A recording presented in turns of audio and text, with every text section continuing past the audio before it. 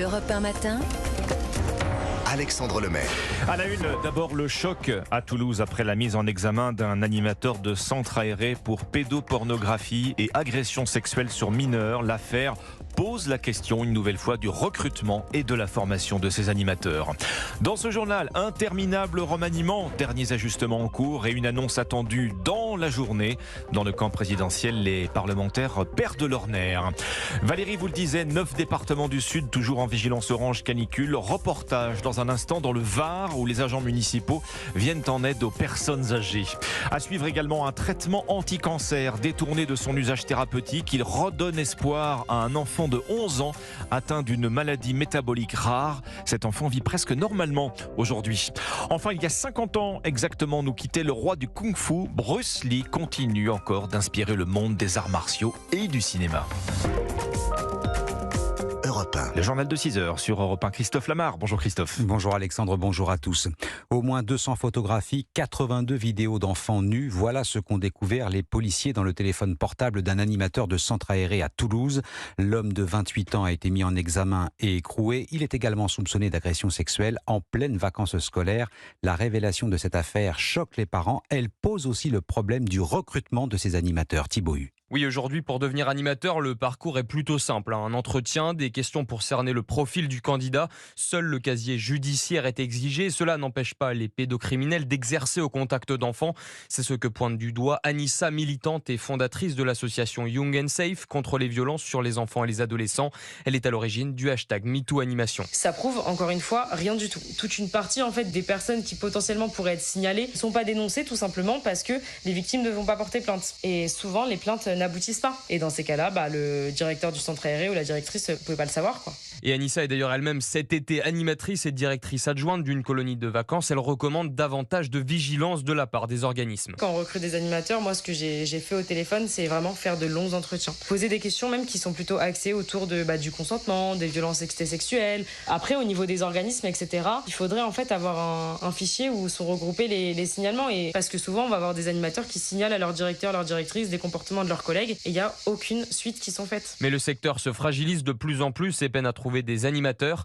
Alors, confie Anissa, les organismes dos au mur sont forcés de recruter parfois n'importe qui. Thibaut Hu, 50 000 animateurs passent le BAFA, brevet d'aptitude aux fonctions d'animateur chaque année. Le gouvernement a mis en place au début du mois un module de formation spécifique de prévention contre les violences sexistes et sexuelles. Ce remaniement alors, se fera-t-il à la marge ou en profondeur? On devrait en savoir plus dans la journée sur la composition du nouveau gouvernement d'Elisabeth Borne. Et c'est l'occasion d'un bras de fer qui ne dit pas son nom entre la Première ministre et Emmanuel Macron. Elisabeth Borne le souhaite large. Le chef de l'État, au contraire, milite pour un remaniement à la marge. Jacques Serret, les deux têtes de l'exécutif n'ont en tout cas rien laissé paraître hier soir lors du cocktail de fin de session parlementaire. Oui, aux côtés d'Elisabeth Borne, Emmanuel Macron l'admet devant ses députés. Le contexte est particulier, explique-t-il, mais hors de question d'en dire davantage sur le remaniement. Dans son discours capté par un participant, le chef de l'État se projette sur la rentrée. Il va falloir redoubler d'efforts durant la fin de l'été et le début de la prochaine saison parlementaire. Immigration, budget, santé, écologie, le locataire de l'Élysée trace les grandes lignes face à ses troupes sans dévoiler qui les incarnera. C'était bizarre, très curieux. Tout le monde n'avait qu'une seule chose à l'esprit, lâche un député à la sortie, même si d'autres, comme l'élu du Modem Bruno Millienne, prennent leur mal en patience. Un remaniement, vous savez toujours que c'est compliqué. Ça ne se fait pas en claquant des doigts, c'est pas vrai. Donc ça prend du temps. Moi, je préfère qu'ils prennent leur temps, qu'ils fassent les bons choix et qu'on avance. Reste que les dés semblent bel et bien jetés pour certains hier soir, alors qu'une bonne partie du gouvernement était présente. Une absence a été particulièrement remarquée, celle de Pape Ndiaye, le ministre de l'Éducation. Jacques Serret du service politique d'Europe 1. Europe 1 matin, il est 6h04. La canicule, vous venez de nous en parler Valérie, 9 départements toujours en vigilance orange ce matin. Dans le Var, on sonne la mobilisation générale pour protéger les personnes âgées. Elles sont les premières victimes potentielles de ces épisodes de chaleur durable. Le gouvernement a d'ailleurs activé depuis mardi le niveau 3 du plan canicule. Dans le Var, où l'on franchit les 38 degrés à l'ombre par endroit, les autorités ont mobilisé le centre d'action sociale. Ces agents appellent et rendent visite si besoin aux retraités. Reportage à Montauroux du correspondant d'Europe 1 dans le Sud-Est, Frédéric Michel. Bonjour, c'est Jean-Paul du CCAS. Prendre des nouvelles des personnes âgées, seules ou vulnérables, c'est en ces temps de forte chaleur le quotidien des agents du Centre communal d'action sociale. Comment ça va? Seulement, hein. Tu penses bien à t'hydrater, à boire de l'eau, hein? Ah ouais, Vous connaissez vos administrés? La plupart, oui. Il y a une relation d'une part amicale, puis de confiance. À Montauroux, sur les 7000 habitants, près de 500 sont suivis et 40 personnes ont demandé à avoir un contact régulier avec les agents du CCAS. Corinne Rizzo se déplace même pour apporter de l'eau, quelques courses ou simplement prendre des nouvelles. On leur propose nos services, surtout qu'ils sachent qu'on est là pour eux. Coucou, bonjour. Il fait bon chez vous, c'est super. Oui. Sans clim, ça serait difficile. Hein. Évidemment, il faut boire, il faut pas sortir, il faut s'enfermer comme les taupes. Elle est sûre, Sylviane, elle a tout compris. Tous les matins, j'ouvre tout. Hein. Ça fait du bien de voir que les gens de la commune s'occupent de vous. Ah oui, ça rassure. Jean-Yves Huette est médecin généraliste et maire de Montauroux. À partir du moment où on fait du préventif, en termes médicaux mais aussi en termes sociaux, on évite les problèmes aigus. Les gens les plus fragiles n'osent pas déranger. Comme ils n'osent pas déranger, il faut que nous les sollicitions. Dans cette commune de l'Estérel, 2 salles climatisées sont également à disposition de la population. Frédéric Michel, correspondant d'Europe 1 dans le sud-est. Dans le département voisin des Alpes-Maritimes, plusieurs records de température battus. 36 degrés atteints à Cossol, commune située à 1200 mètres d'altitude. Situation toujours très difficile en Grèce où les incendies continuent de ravager une partie du pays. 2 foyers inquiètent particulièrement les autorités. L'un situé à une 50aine de kilomètres d'Athènes, l'autre sur l'île touristique de Rhodes. Plusieurs pays européens, dont la France, ont dépêché des renforts sur place. Au total, plusieurs milliers d'hectares ont déjà brûlé.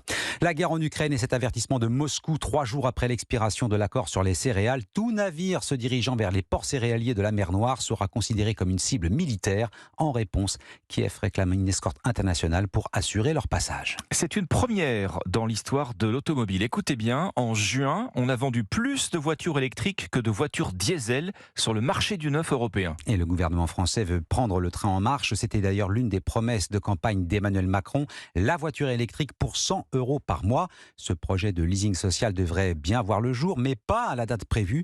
Le dispositif pourrait finalement entrer en fonction en fin d'année. Barthélémy Philippe, quels sont encore les obstacles à franchir ? Eh bien d'abord, les constructeurs. Certains ont le pied sur le frein par crainte du défaut de paiement ou tout simplement parce que leurs capacités de production sont insuffisantes. Les candidats sont rares et les modèles éligibles aussi. Il y en aurait 3, la future R5 électrique de Renault, la Peugeot i208 et la Citroën IC3. Mais les obstacles sont nombreux selon Dorothée Dérault, directrice des affaires publiques de Mobiliance. Comment est-ce qu'on parvient à un montant de 100 € par mois alors que les véhicules électriques coûtent beaucoup plus cher que les véhicules thermiques et notamment les véhicules français. 35 voire 40 000 €. Les principaux véhicules qui peuvent atteindre le loyer de 100 € par mois, c'est des véhicules d'origine asiatique. Le problème, c'est que le gouvernement ne veut plus subventionner des véhicules fabriqués hors d'Europe. Par ailleurs, l'exécutif veut ajuster la cible pour que le leasing profite aux ménages modestes, mais capables de payer un loyer de 100 € par mois. L'exécutif viserait donc les ménages dont le revenu fiscal de référence par tête dépasse légèrement 14 000 €. Dans ces conditions, environ 100 000 personnes auraient accès au leasing social. Barthélémy Philippe du service économie d'Europe 1. Un espoir pour les patients atteints d'une maladie rare. Dans certains cas, les traitements anticancéreux donnent des résultats miraculeux. Un détournement d'usage qui peut sembler contre nature de prime abord. Et pourtant, c'est la prouesse réalisée par des médecins de l'hôpital Gustave-Roussy en région parisienne. À 11 ans, Maxime est le premier malade à avoir reçu un médicament anticancéreux pour lutter contre une maladie génétique rare. Bridé physiquement, affecté d'un retard mental, le préadolescent n'est pas guéri, mais ce traitement a bouleversé sa vie. Yasmina Katou. Maxime s'est mis à marcher seul, à retrouver du tonus dans les muscles après une semaine de traitement. C'est spectaculaire. Un comprimé chaque jour dans sa crème dessert préférée l'a transformé, raconte Stéphane, son père. Maxime, jusqu'à l'âge de 7 ans, c'est comme s'il était dans un coma profond. Après ce traitement, on a l'impression qu'il a découvert la vie, quoi. Il y a plus de concentration. Au niveau du regard aussi, avant Maxime avait plus le regard perdu. Là, on se rend compte qu'il est bien là, qu'il est présent parmi nous. Les yeux bleus ravivés de Maxime, c'est aussi ce qui a marqué le docteur Birgit Georger. L'oncologue pédiatre à Gustave-Roussy a dû se battre pour que l'enfant puisse bénéficier de cette thérapie, à l'origine réservée aux adultes atteints d'un cancer du sang. Le médicament ciblait la même mutation génétique responsable de la maladie rare de Maxime. Grâce à une autorisation d'essai précoce, ce sont d'autres enfants qui pourront être soignés. Ce sera le mieux d'avoir une détection intra-utérine pour éviter qu'ils ont des séquelles pour avoir le maximum effet qu'on peut avoir pour le développement de l'intellect de l'enfant. Un bébé norvégien de 6 mois recevra bientôt le traitement. Stéphane se réjouit. Tout ça, c'est grâce à Maxime. Yasmina Katou, spécialiste santé à Europe 1. Et tiens, on l'appelle le patient de Genève. Un homme atteint du sida semble sur la voie de la guérison après avoir reçu une greffe de moelle osseuse. C'est le 5e cas de ce type répertorié à ce jour. Particularité des donneurs, leur moelle osseuse présentait une mutation génétique connue pour empêcher le VIH d'entrer dans les cellules. Il a révolutionné les arts martiaux et aussi la façon de les filmer. Il y a 50 ans, Bruce Lee, le maître du kung-fu, disparaissait. Il reste aujourd'hui encore, Christophe, une véritable référence. Acteur, réalisateur, expert en arts martiaux, il a influencé plusieurs générations malgré une filmographie assez maigre, moins de 10 films. Mais quel film! Combat réglé au millimètre, chorégraphie soignée. Bruce Lee n'est plus, mais sa légende demeure intacte. Marie Jiquel. Des coups secs, précis, accompagnés d'un cri bien à lui. Bruce Lee crève l'écran dans les années 70 avec La Fureur de vaincre ou Opération Dragon, mais disparaît brutalement à l'âge de 32 ans. 50 ans plus tard, l'empreinte de son coup de pied marque toujours le 7e art et la pop culture. My last name is Lee.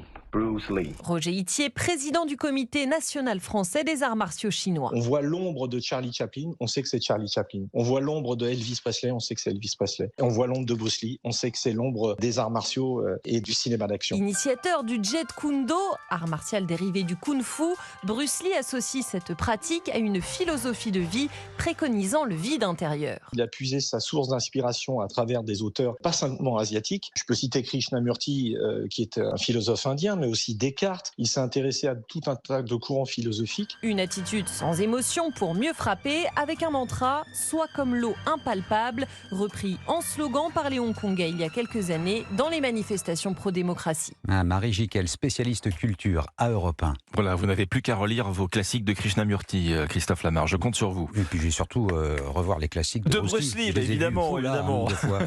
6h11, très bon réveil sur Europe 1 dans un instant. La météo des plages, d'abord les sports. Avec Lucas Courtin qui vient de nous rejoindre. Bonjour Lucas. Bonjour Alexandre. On commence par le Tour de France et la 17e étape. Félix Gall l'emporte.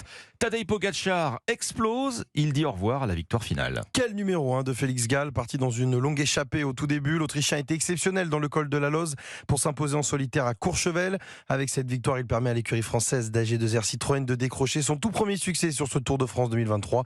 Une performance saluée par son coéquipier Aurélien Paré-Peintre et qui fait beaucoup de bien à l'équipe. Écoutez.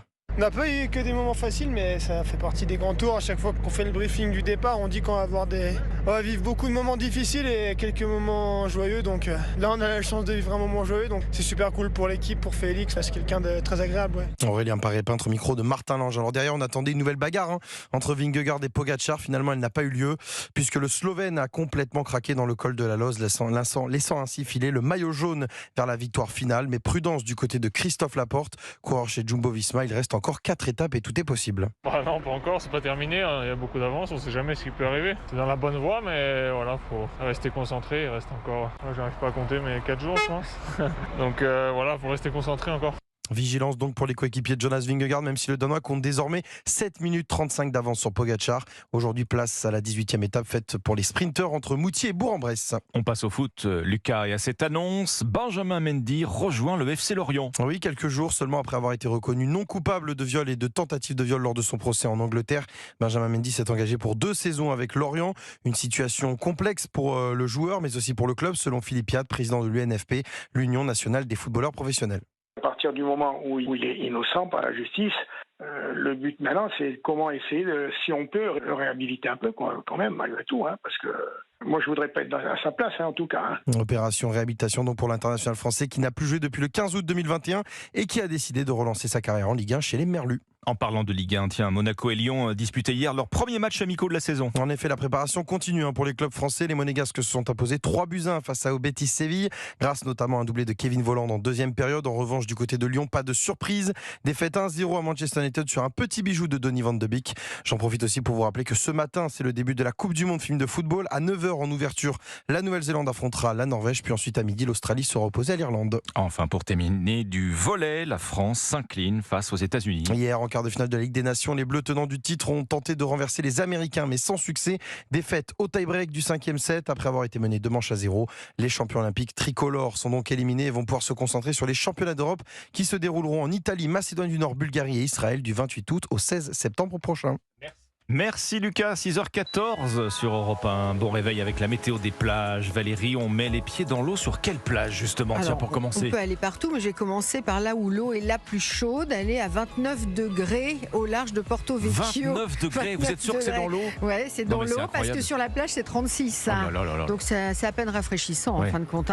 Et 27 au large d'Ajaccio avec des rafales à 45 km/h. Et sur les plages, même chose d'ailleurs, 34 degrés.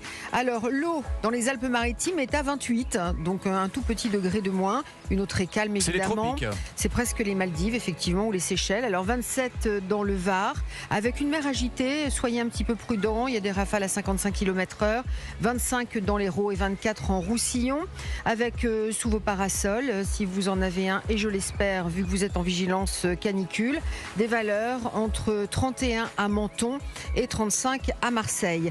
Du côté de la Manche évidemment changement de programme puisque l'eau est entre 18 et 20 degrés. Alors 18 en baie de Seine, 20 degrés dans le Calvados, pour des températures sur le sable à peine supérieures puisque nous avons 21 annoncés à Deauville, 20 à Cherbourg et 20 degrés à Perros-Guirec, donc pas de choc thermique du tout. Et puis pour l'océan Atlantique, des valeurs entre 17 dans le Finistère Sud et 23 sur la côte basque pour l'eau, un océan calme. Et puis on a aussi quasi les mêmes températures sous un plein soleil d'ailleurs aussi sur le sable, à peine quelques nuages qui viennent assombrir le ciel de la Baule.